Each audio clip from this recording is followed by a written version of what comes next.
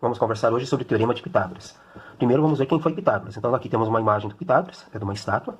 Ele nasceu numa ilha grega chamada Samos, portanto ele é conhecido como Pitágoras de Samos. Ele nasceu em 570 a.C. Numa conversa com Tales, Tales já estava quase morrendo e ele ainda estava no início da vida dele. Tales falou para ele que ele deveria ir para o Egito, visitar o Egito, que lá tinha muita matemática. Chegando lá, ele não gostou muito, porque os egípcios só usavam matemática quando iam precisar da matemática para alguma coisa, por exemplo, nas construções ou medidas de terreno. Mas ele ficou encantado com um equipamento que os egípcios usavam, que hoje esse equipamento, né, uma ferramenta que o pai de vocês tem, aí o esquadro, né? O esquadro do pai de vocês é assim, tá? O pai ou da mãe, uma ferramenta. O nosso esquadro escolar, ele é assim, né? Eu tenho um aqui. Então, o esquadro, que tem aqui o ângulo de 90 graus, que é muito importante para a gente ver se as coisas estão no esquadro, né? Tá bem certinho, ou cortar uma madeira, alguma coisa. Os egípcios, eles tinham isso daqui, tá? Então, era uma corda com 12 côvados. O côvado é a distância entre um nó e outro aqui da corda, tá? O côvado. E é a distância entre o cotovelo e o dedo médio do, digamos assim, do geômetra-chefe lá deles. Quem era o chefe lá que fazia as medições das terras no Antigo Egito. E como é que funcionava? Então é bem simples. Eles seguravam 3 côvados, então apoiavam isso daqui, ou seguravam, alguém segurava aqui, outro aqui. Outra pessoa segurava com 4 côvados, tá? E a outra ponta entregava para essa pessoa, formando um triângulo com os 12 côvados. Bom, então ficaria mais ou menos assim. E a relação entre essas medidas de 3, 4 e aqui 5 vai dar exatamente um ângulo de 90 graus. E eles conseguiam assim utilizar, assim dessa forma, a corda para fazer a aferição dos terrenos ou das construções. Eu tenho aqui uma imagem, tá, simbolizando. Tá aqui, ó. Então eles utilizaram aqui os 12 côvados, estaquearam, né? E aqui, portanto, vai ter 90 graus. Podia ser o canto de um terreno, para começar uma base de alguma coisa, tá bom? Então, o Pitágoras ficou fissurado nas relações aqui, ó, desse instrumento e como que ele podia ser tão útil para os egípcios. E de tanto estudar, ele chegou na seguinte relação, tá? Olha só. Vou pegar outro desenho aqui. Ele chegou na seguinte relação entre os lados. Aqui tem 3 côvados. Eu vou escrever aqui no nosso, aqui está, digamos assim, no tempo deles lá, né? Mais ou menos 450 anos antes de Cristo. Então eles não tinham os números como a gente tem hoje, então eu vou colocar os nossos números. Ó. Aqui a medida é 3, tá? Aqui a medida é 4. E aqui embaixo a medida é 5, tá bom? Outra coisa importante ainda, antes da gente falar, é o seguinte, ó. Esses dois lados, que são os lados perpendiculares, tá? Perpendicular, em grego, é chamado de catetos, ou seja, ficou aqui cateto. Então esse lado aqui é um cateto.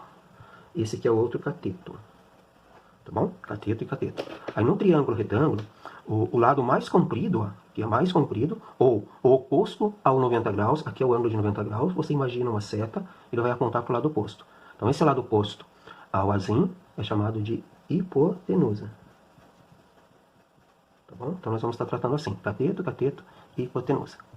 Então olha só, nesse caso, o triângulo aqui tem cateto 3 e cateto 4, e a hipotenusa é 5. E ele ficou tentando, o Pitágoras, né, ficou tentando imaginar e testar relações entre esses lados, e chegou na seguinte conclusão. Se ele pegar a quantidade de quadrados, a quantidade de côvados que tem aqui, e elevar ao quadrado, como é que a gente faz hoje elevado ao quadrado? A gente faz da seguinte maneira, eu pego 3, escreve assim, aqui elevado ao quadrado, que dá quanto? 9, que é 3 vezes 3. Na época, deixa eu fazer com um número concreto, ó, 3 ao quadrado é justamente um quadrado, tá? Literalmente, ó, de 3 por 3, tá? E quantos quadrados tem aqui ao todo? Quadradinhos? Então 3 por 3 aqui, 9 quadrados. Mesma coisa que a gente tem ali. Aí ele fez a mesma coisa com o outro cateto. Então aqui, ó, esse outro cateto é 4, aqui é o quadrado, vai dar 16.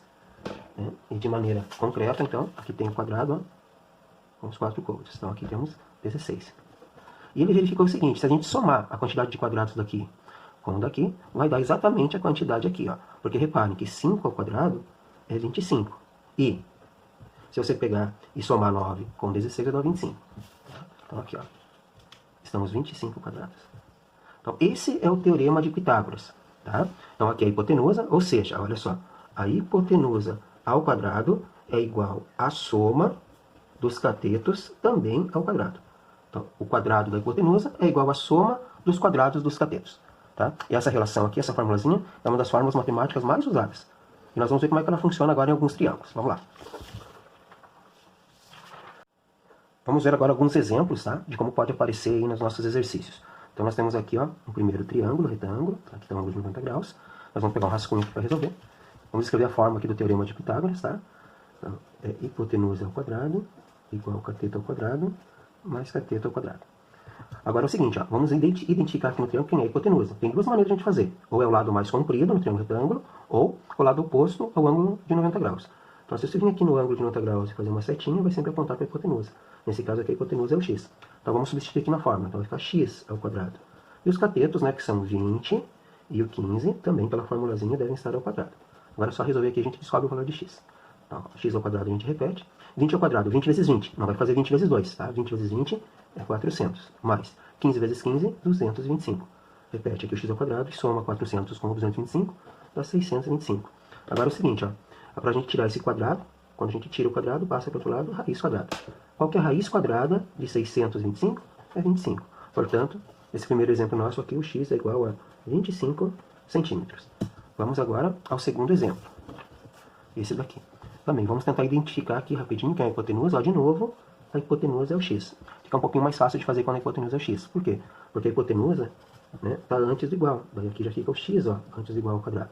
Daí pela formulazinha é cateto ao quadrado mais cateto ao quadrado. No caso aqui é raiz de 13 ao quadrado mais raiz de 12 ao quadrado. Isso aqui parece difícil, mas é bem fácil. Ó. O x ao quadrado a gente repete. A raiz quadrada ao quadrado anula, tá? Então, a raiz quadrada de 13 ao quadrado fica só 13. E a raiz de 12, a raiz quadrada de 12 ao quadrado fica só 12. Bem fácil. X ao quadrado igual a 13 mais 12, 25. X é igual a raiz quadrada de 25. X igual a 5. Portanto, aqui o x é igual a 5 centímetros. Vamos ao terceiro exemplo. Agora, observe que nesse terceiro exemplo, a hipotenusa é o 15. Vamos ver como é que fica, então, nesse exemplo aí. Fórmula: hipotenusa ao quadrado igual a cateto ao quadrado mais cateto ao quadrado. A hipotenusa é o 15, então é o 15 ao quadrado que vem aqui. E daí nós temos aqui um cateto é o 12 e o outro cateto é o x. Prontinho. Vamos elevar ao quadrado, fica 15 ao quadrado, 225. 12 ao quadrado, 144. Mais x ao quadrado, x ao quadrado. Aqui a gente pode fazer de várias maneiras, tá? Nós vamos fazer da maneira mais óbvia que tem. Então vamos pegar o x, que está desse lado aqui do igual, vamos passar ele antes do igual, então vai ficar menos x ao quadrado. Igual aqui já está o 144, agora vem o 225, mudando, né, para o lado de lá do igual, vai ficar menos 225. Então menos x ao quadrado igual. 144 menos 225 vai ficar menos 81. Não pode ficar negativo x, tá? Então a gente vai indicar que vai estar alterando os sinais, multiplicando toda a linha da equação por menos 1.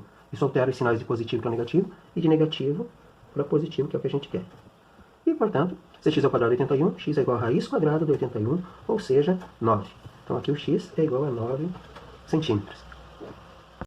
No último exemplo, nós temos aqui um triângulo que não é retângulo, um triângulo isósceles. Então a pessoa pode dizer, professor, não pode aplicar o teorema de Pitágoras para um triângulo retângulo. Mas olha só, aqui nós já temos a medida dos lados. Ele quer a altura, tá? Então onde é a altura desse triângulo? A altura desse triângulo é aqui, bem no meio, está fazendo 90 graus. Se a gente pegar só metade desse triângulo aqui, vamos desenhar ele aqui do lado, ó. Então aqui está a altura, tá? E aqui nós temos o restinho dele. Então aqui é 90 graus, aqui é 5, aqui é a altura, e aqui embaixo é quanto? É a metade do 6, é 3, tá? Então nesse triângulo aí agora, vamos aplicar Pitágoras, tá bom? É hipotenusa ao quadrado igual a cateto ao quadrado mais cateto ao quadrado. Quem é a hipotenusa? É o 5. Então vai ficar 5 ao quadrado igual 3 ao quadrado, que é um cateto, e o h, que é outro cateto, ao quadrado. Então vai ficar lá, 5 ao quadrado é 25, igual a 9, mais h ao quadrado. Tá? Passando o h para cá, fica menos h ao quadrado, igual a 9, e o 25 para o outro lado fica menos 25. Portanto, menos h ao quadrado igual 9 menos 25, menos 16. Multiplicando menos 1 para acertar o sinal, h ao quadrado igual a 16. E tirando a raiz quadrada do 16, temos que o h é igual a 4. Então, a altura, aqui no caso, é 4 centímetros. E tá aí o nosso vídeo sobre o teorema de Pitágoras. Capriche nos exercícios.